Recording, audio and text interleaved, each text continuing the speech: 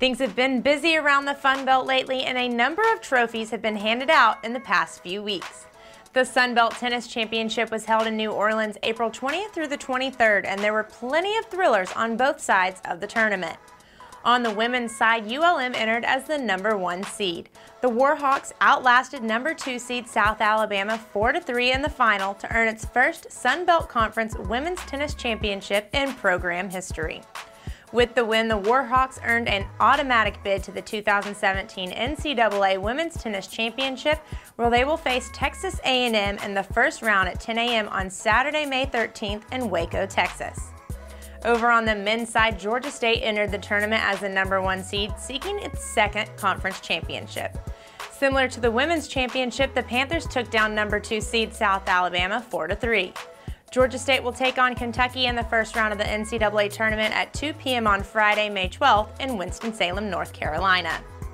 Out on the links, the Troy women's golf team claimed back-to-back Sun Belt team titles after firing a three-day total 878, finishing 14 over par and 5 strokes ahead of #2 Georgia State. The Sun Belt's own Dan McDonald caught up with Troy head coach Bart Barnes after the victory. Coach, your team had to do some work today. You had a little bit of ground to make up. Well, oh my goodness, Georgia State played awesome today. We get off to a great start, and as it turns out, we needed every one of those birdies that we made early. It got really tight the last few holes. So obviously, myself and Coach Terry here, we're sweating it out all the way down to the end. I think my phone's refresh button is completely clicked out.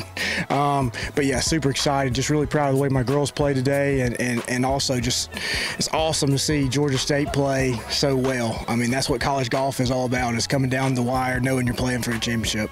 And it has to feel pretty good knowing you had somebody batting cleanup in Fatima Kano all day long, came up with a lot of big shots for you. Obviously, yeah, she's a great player, 4-time first team all conference. Yeah, players like that make coaches look really good and make them look really smart, and so knowing that she's back there obviously gives me a lot of confidence. And also, I think you have to say a lot about the performance of Becca Horner today. I mean, she played just a phenomenal day with, I think, 5 birdies on her card during the day. That was a big key for you. Absolutely. We call her Big Round Bex. It seems like every time that we get into a pressure situation, we need a big round. She's come through in her career. Just can't be proud of her as a senior to know that she ended her senior year with a 68, almost a flawless round of golf on the biggest stage. So just super proud for her. Individually, Texas State's Sasikan Sambunsep won the individual title, finishing 6 under with a 3-day total of 210. And down in Destin, there was no shortage of competition on the men's side. Georgia Southern's Stephen Fisk claimed the individual title in a 4-man sudden death playoff, finishing 3 under par, and the Georgia State Panthers came away victorious with the team trophy.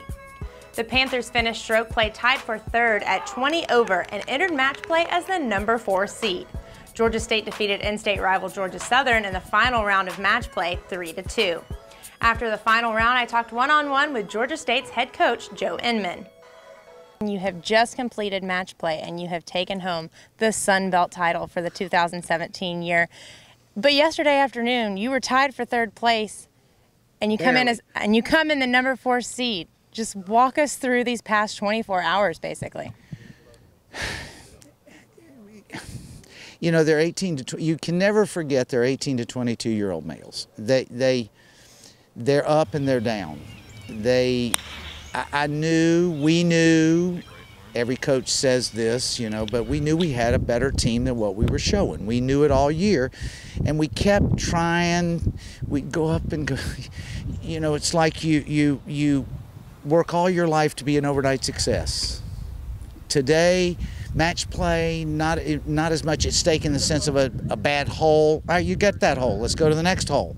And they showed the talent that they have. They are a talented group of people. Our goal has been all year to make finals. Yesterday afternoon, we weren't going to get to region. And if we hadn't won this, I still don't think we would have gotten to region. So, this was do or die, and they just played beautifully all day long. No big numbers, nice and solid, make some putts, stay in play. And then when you have a shot that takes a lot of talent, a lot of strength, they just pulled it off every time. And when you made your selections last night, you went with the lineup that you've been using and you were confident in that order, but you weren't necessarily sure who may have an off day or an on day. So when you were out there today, how did you feel about that lineup? Well, this afternoon we got to pick again, and I said same thing. I don't know who. Everyone on that team has led. Everyone on that team has finished last. So it's just. Tell me which one is going to be, which day they're going to be playing, and I'll know which one's number one. And but they all played solid today. There were no weak games today. We played well at every match. Didn't win every match, but played well in every match. The two of the matches that were decided we lost went to extra holes. Big Nathan was 3 under and 1 down with 2 holes or 3 holes to go. So we did not get really beat in a match badly. We lost twice and could have lost the other one. So they just played solid. Every one of them played solid, and that's what we have. We have a bunch of solid players trying to get better. There's a lot of emotion on that 18th green when the victory came your way. So as a head coach, what does it mean for you, but not only your student athletes? Well, Alex is the one who 3-putted it last year for us to lose. And he knew that, and he had been thinking about it for a year. And to come down to that putt you don't know that that's going to be the one, because Jake could still make his and go to extra holes. But to perform under pressure after not accomplishing what you set out to the first time shows resilience. And if you're going to be a golfer, you better be resilient. Sunbelt Championship title means you're automatically going to the NCAA regionals. So you obviously don't know who you will face in that group, but just how do you kind of prepare your team? Well, we are, the Southeastern Conference, all the big conferences, we're their worst nightmare. We're a school that doesn't have a big name, but we got a lot of talent. And we're not going there to get rolled over. We're not going there to get our head caved in. We're going there to beat somebody, and we can do that. So we will be working hard on the things that we saw this week. We've been marginally getting better. This was a jump, and we need more to get through region. So we're ready for it. The 2017 NCAA Women's and Men's Golf Championships will be held May 19th through the 31st in Sugar Grove, Illinois.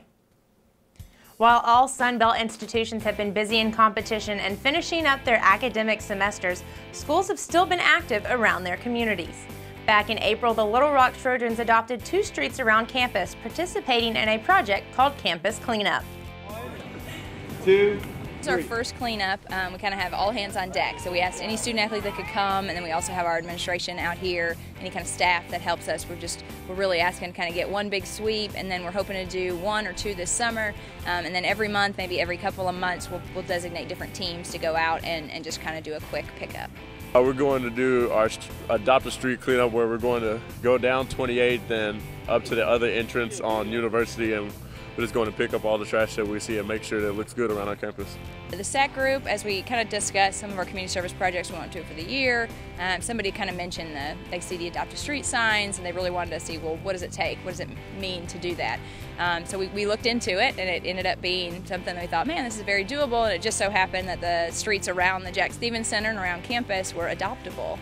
So we decided to go ahead and jump on that and get 28th Street and University Avenue and just kind of play our part here on campus. Thank you to the Trojans and all other schools that continue making an impact in their communities year-round. It's time now for the baseball and softball players and pitchers of the week, presented by Community Coffee. Troy's Trevor Davis was named the baseball player of the week after finishing with 9 hits in 4 contests. The senior did not strike out all week, going 4 for 4 with 2 RBIs as the Trojans knocked off number 5 Auburn, the highest-ranked victory in Troy history. Evan Challenger of Georgia Southern was named Pitcher of the Week after tossing his first collegiate complete game shutout in Game 2 of the Little Rock Series. The senior allowed just 3 hits while striking out 7 and throwing a career-high 117 pitches. For the second time this season, softball co-players of the week were announced, with Georgia State's Megan Latumbe and South Alabama's Haley Lowe bringing home the honors. Latumbe homered 3 times during the Panthers doubleheader versus ULM. The redshirt junior ended up going 5 for 9 with 4 RBIs and striking out just 1 time in 9 at-bats. Lowe was 7 for 9 at the plate, scoring 4 runs and stealing a pair of bases. The junior reached base in 9 of her 10 plate appearances against Georgia Southern and had 3 multi-hit games. For the 4th time this season, Texas State's Randy Rupp was named Pitcher of the Week after going 3-0, collecting 33 strikeouts and an .086 opponent batting average. The junior had 15 strikeouts in Game 3 versus Troy, a new career high, while also becoming just the 2nd Bobcat in program history to reach 900-plus strikeouts. Congratulations to Trevor, Evan, Megan, Haley, and Randy, your baseball and softball players and pitchers of the week, presented by Community Coffee.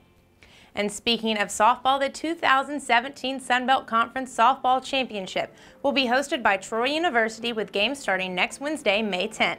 A single elimination will be used for the first 2 games, but double elimination will become effective starting with Game 3. With the tournament less than a week away, let's check in around the conference to hear what teams are looking forward to most. We're very blessed. I mean, the Dodge Center, this whole facility, I mean, I think it's really going to show Troy off the way we want it to. It's a beautiful campus, and I think our facility kind of complements that and how nice it is. It's going to be great for the fans. I think we've got great weather coming. It's a great city. The people here love softball, so I think the town's going to be great to everybody that comes, and I think everybody that plays is going to enjoy themselves. We're in a good place, and I feel like we're going to go to the tournament and compete and have a good week. So, you know, everybody's positive, and we're just looking to finish strong.